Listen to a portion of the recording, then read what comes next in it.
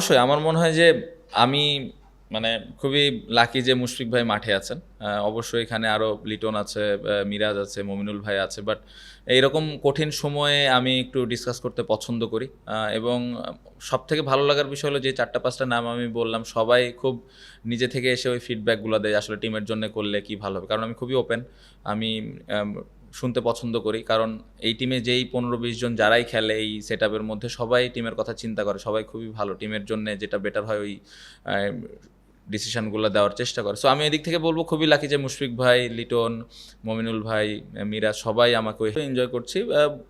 এই প্লেয়ারগুলোর সাথে অনেক লম্বা সময় ধরে একসাথে আছি, খেলি। ডোমেস্টিকে খেলা হয়, বিপিএল, বিসিএল, এনসিএল অনেক জায়গাতেই খেলা হয়। একজন আরেকজনের চিন্তাভাবনা সম্পর্কে জানি। সো কাকে কোন সময় ইউটিলাইজ করলে টিমের বেনিফিট হবে ওই সম্পর্কে একটা ভালো ধারণা আছে। পাশাপাশি টিমের তো একটা প্ল্যান থাকে কখন কে বল করবে। সো এই বিষয়গুলো নিয়ে আমি খুবই ক্লিয়ার থাকি এবং আমি চেষ্টা করি যে ওই অনুযায়ী ইউটিলাইজ করার। বাট কাজটা আসলে বোলাররাই করে, আমি জাস্ট বলটা হাতে তুলে দিই। ক্রেডিটটা আমার মনে হয় বোলারদেরই। অবশ্যই আমার মনে হয় ২টা জিনিস। এখানে উইকেটটা পরিবর্তনের কারণে পেস বোলারদেরকে আমরা নিতে পারছি এবং তাদের যে কোয়ালিটিটা আছে পেস বোলারদের, এই কোয়ালিটি থাকলে অবশ্যই এ ধরনের উইকেটে আমরা খেলতে পারি। স্পিনারদের আমি একদমই অবহেলা করতে চাই না। কারণ আমি একটু আগে যেটা বললাম যে নতুন বলে স্টিল আমরা হয়তো কিছু রান লিক করে ফেলি। বাট এগেন আপনি দেখবেন স্পিনাররা এই ভালো উইকেটের মধ্যে এসে ওই রানটা কন্টেন্ট করা, উইকেটটা নেওয়া।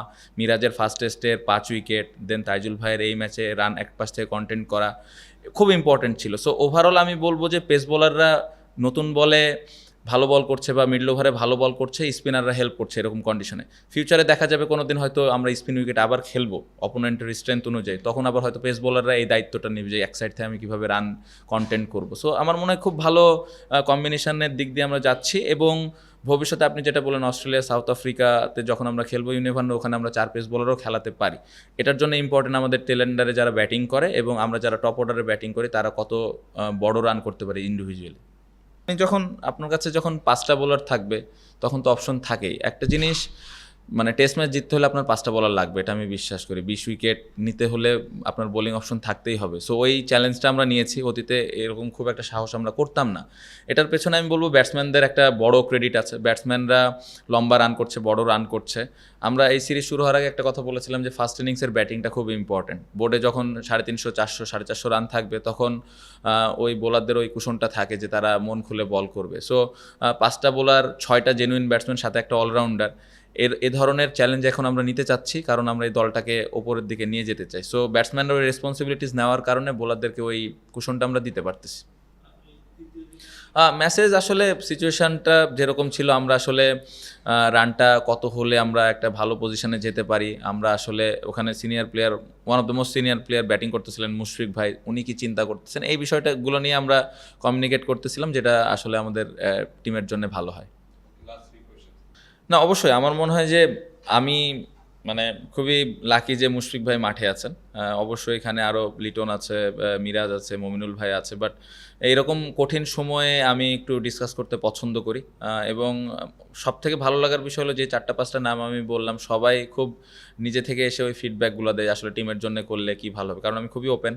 আমি শুনতে পছন্দ করি। কারণ এই টিমে যেই ১৫-২০ জন যারাই খেলে এই সেটআপের মধ্যে সবাই টিমের কথা চিন্তা করে। সবাই খুবই ভালো। টিমের জন্যে যেটা বেটার হয় ওই ডিসিশনগুলো দেওয়ার চেষ্টা করে। সো আমি এদিক থেকে বলব খুবই লাকি যে মুশফিক ভাই, লিটন, মমিনুল ভাই, মিরাজ সবাই আমাকে ওই হেল্পটা করেন। এরকম আর স্পেশালি এরকম কঠিন সময়ে ডিসিশন নিতে অনেক সময় কঠিন হয়। তো আশেপাশে থেকে এরকম হেল্প পেলে তো অবশ্যই এটা বাড়তি একটা পাওয়া।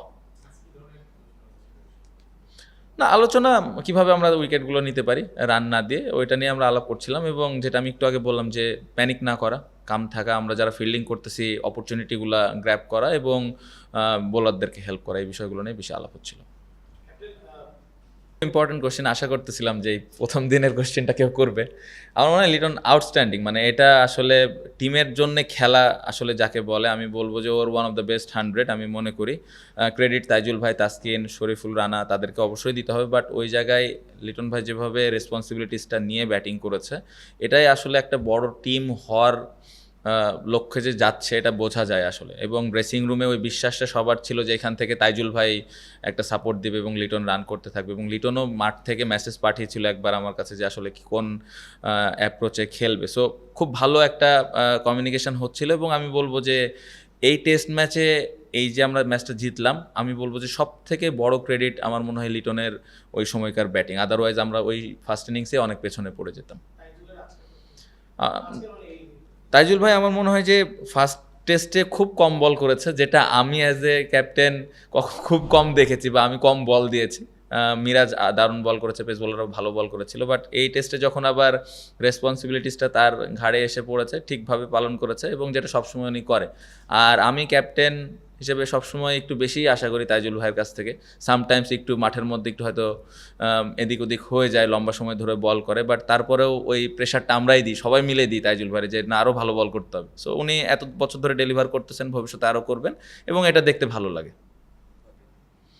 আমরা টেস্ট ম্যাচ খেলতে চাই আসলে, আমরা প্রত্যেকটা দলের সাথে খেলতে চাই। আমার মনে হয় যে এখন অস্ট্রেলিয়া, ইংল্যান্ড, ইন্ডিয়া, এই টিমগুলোর সাথেও আমরা বেশি বেশি টেস্ট খেলতে চাই, হোম অ্যান্ড অ্যাওয়ে বোথ। কারণ আমি যেটা বললাম যে আমরা যখন ম্যাচ খেলার সুযোগ পাবো, ওই নতুন এক্সপিরিয়েন্সগুলো আমাদের যখন হবে, তখনই টিম আস্তে আস্তে বিল্ড করবে। আদারওয়াইজ একই দলের সাথে বারবার খেলা, একই কন্ডিশনে খেলা, এটাতে আসলে টিম বিল্ড করাটা কঠিন। সো আশা তো থাকবে যে আইসিসি আমাদের বেশি বেশি সব দলের সাথে টেস্ট ম্যাচ দিবেন। এখন আমরা বেশি ম্যাচ খেলার সুযোগ পাচ্ছি, এটা একটা পজিটিভ দিক। বাট অস্ট্রেলিয়া, ইংল্যান্ড, ইন্ডিয়া, ওনাদের সাথেও যদি আমরা আরও বেশি ম্যাচ খেলতে পারি, অবশ্যই এটা আরও ভালো হবে আমাদের দলের জন্য।